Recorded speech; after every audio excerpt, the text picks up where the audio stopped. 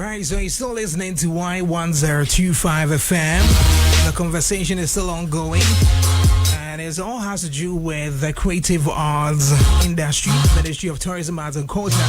Minister-designate says, listen, until my appointment, I knew very little about your industry, but I need you guys to help me so I can help you. People think that, listen, if you know nothing about the industry, then you definitely don't need to be here. Go where your expertise will be needed. I've got my brother Arnold Asamoah-Baidoo join me on the line this morning to have a conversation on this. Good morning, Arnold. Hey, anyway. Yes, boss. It's been a while.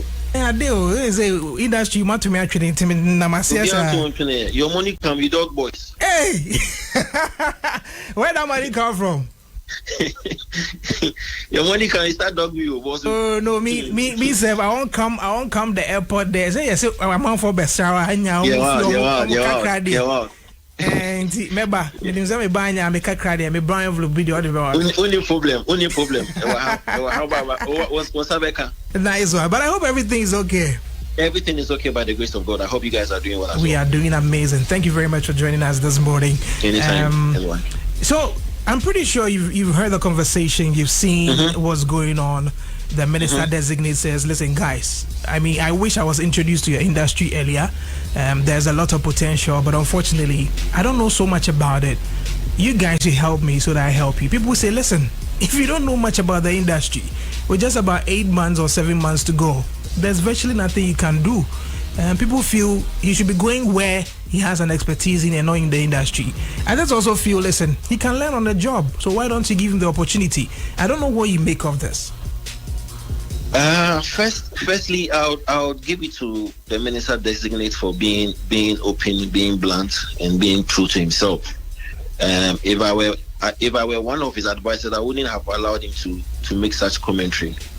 And I say this for the reason that, listen, that kind of conversation doesn't instill a lot of confidence in the industry players, because the industry has been the elevation of the industry has been some ways somehow, and so you need somebody to actually uplift industry players with certain commentary, and that commentary for me would not instill any form of confidence in the people, and I can imagine the faces of the people he was addressing when he made that commentary.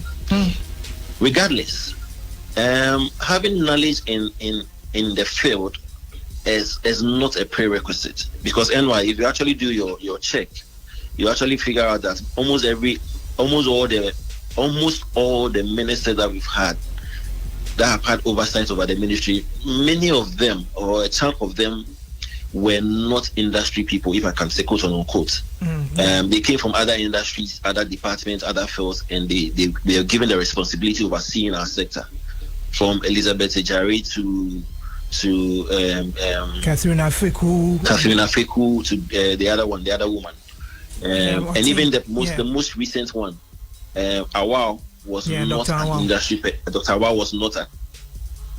What is most important is the managerial skill, the communication skill, the human relation, and your ability to actually handle people. If you have all these skills, you can maneuver your way easily in any new department or any new sector.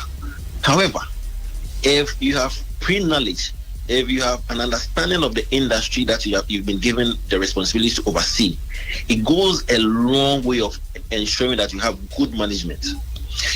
I do not see it as a big problem if Egyapa Mercer says he has no knowledge of the industry. The only challenge that we have is the time. Because, see, a lot of these guys learn on the job. And there's a reason we have the chief director, we have deputy minister, we have that. We have the people who really are knowledgeable in the industry, placed at certain vantage points or certain positions to actually aid the minister. And so it wouldn't have been a problem if he's come to learn in the... I said, if you have all the other skills that would facilitate or aid his oversight responsibilities, managerial skills, communication skills, human relations skills, blah, blah, blah, blah, marketing skill. If he has all these skills and he's learning on the job, that's okay. But the problem or the biggest challenge that we have now is the fact that Honorable Mercer does not have the time. So you have barely 6 or 7 months to election. I mean, when the moment 6 months is even more, because once we hit the campaign trail or we hit the campaign season, that's it. I mean, nobody has time to discuss anything aside elections. That's true. And so he has not got the time to actually learn on the job. So what time has he got to learn on the job, and what time has he got to implement what he's learned? That's the problem with or the biggest challenge Honorable Mercer faces.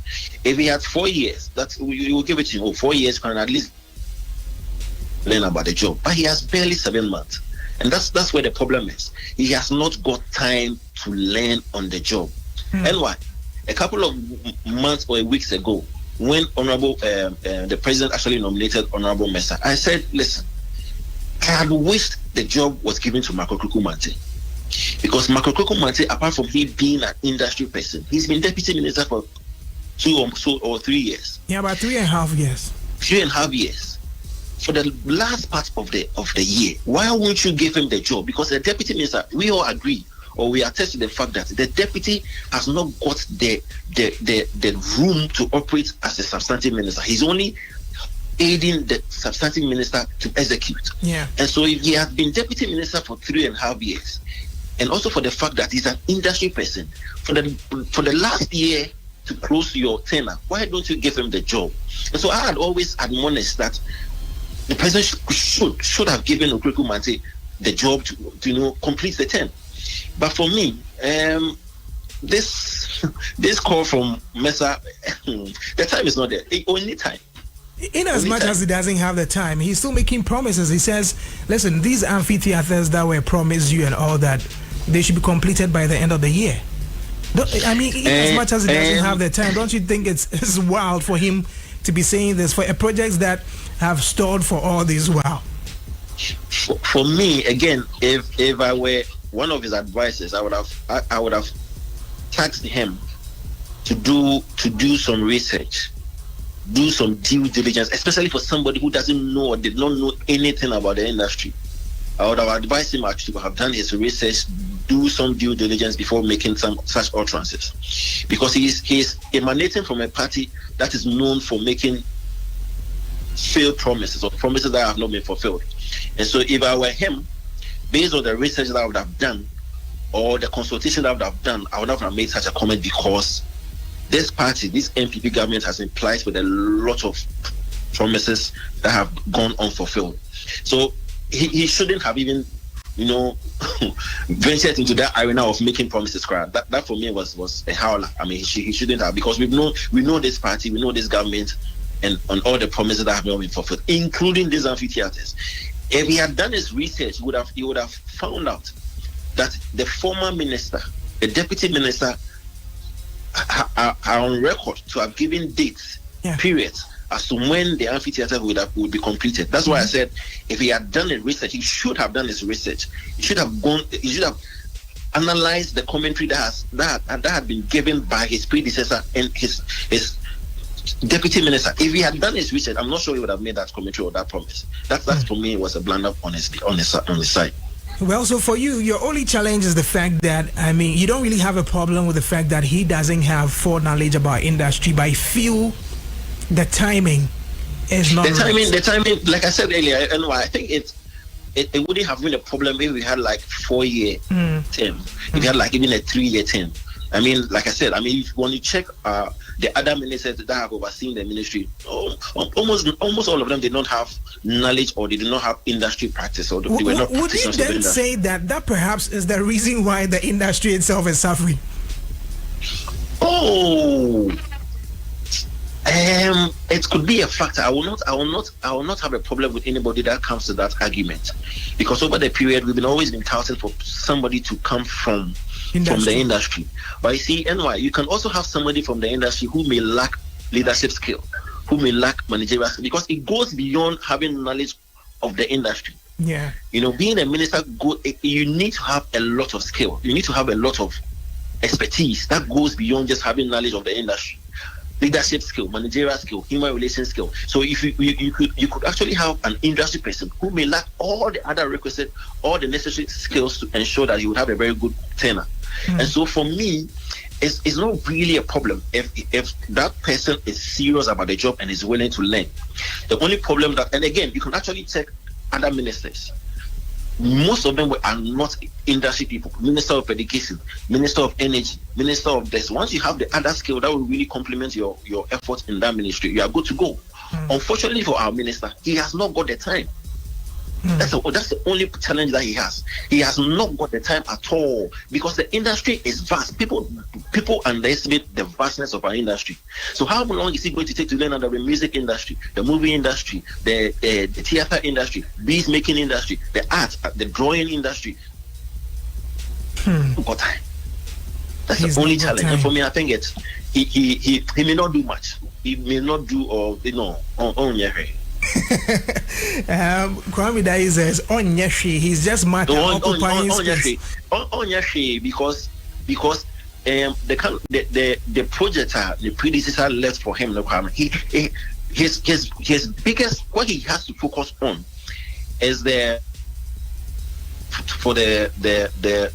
film act. The paperwork, those documentation that must go through parliament or go through whatever they have to do. Those are the things he must focus on, and also make sure he completes the projects that are things in. But he cannot do any new thing. I mean, seriously, he's not even going to learn. So what new thing will he be able to do? So he should focus on passing those laws, those bills, those LIs, make sure he completes or ensure that the projects are near completion and then move. Otherwise, nothing new will come from Honorable Mercer. Absolutely nothing. Absolutely nothing. All right, Arnold, thank you very much for actually speaking to us this morning. And I wish you the very best of the day as well. You too. All right. So, guys, there you have it. Arnold Asamoah-Baidoo.